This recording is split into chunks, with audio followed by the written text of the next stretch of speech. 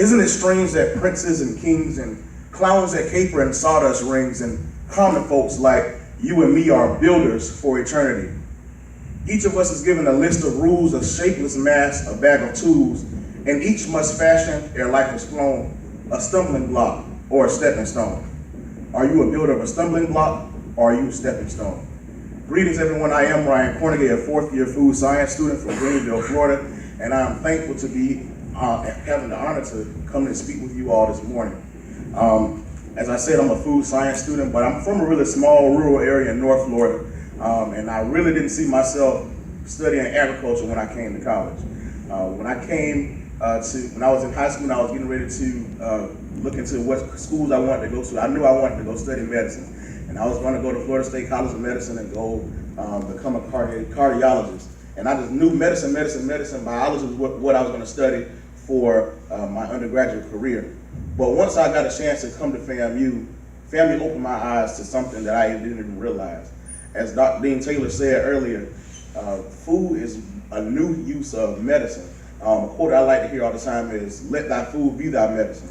And that's something that's real. So when I got a chance to come to FAMU, one of the recruiters told me, "You'll make yourself a whole lot more competitive if you study food science, see how the chemical composition of food affects your body, and how you can use that to make medicine better for people, how you can use food to help people become healthier, to help them live better lives." So I did a little research on that myself, and I found out that that was true. So when I came to FAMU, the first thing I wanted to do was study food science, get into the chemical composition of that, and learn how it affected people. One of the first classes that I took at FAMU, I had this big 20-page paper I had to do. And I was thinking, how in the world am I going to write 20 pages on something? And I had to find a topic that I would know I could actually talk about, I could expound on, and I just couldn't come up with anything. I didn't know what a food desert was at the time, but I started researching it. And the more I looked into it, I realized that I myself was from a food desert. See, a little town of Greenville, Florida, we have about 800 to 1,000 people living there. But in Greenville, there is not a grocery store, a farmer's market, or anything within a 15 to 20 mile radius.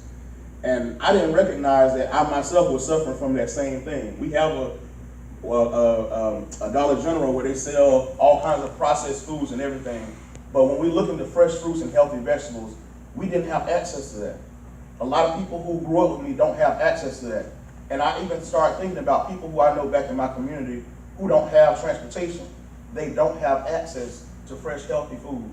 So at that moment, my mission changed. And I knew that I wanted to do something greater in the field of agriculture. FAMU taught me that I have to think bigger than just a regular 9-to-5 career. What I'm studying in food science right now is giving me the opportunity to learn about the chemical composition of food, food safety, food microbiology, how we can make food safe for people. But what I've come to want to do myself is affect change in my community. One of the first things I want to do is potentially go back home and open up a farmer's market and also a farm for people to be able to grow their own fresh fruits and healthy vegetables. Because like I said, people don't have access to it. Being from a rural area, there's a lot of land, but nobody's doing anything with it. The education that I'm getting here at FAMU is teaching me how to utilize all of those things that I've learned and taking it back home.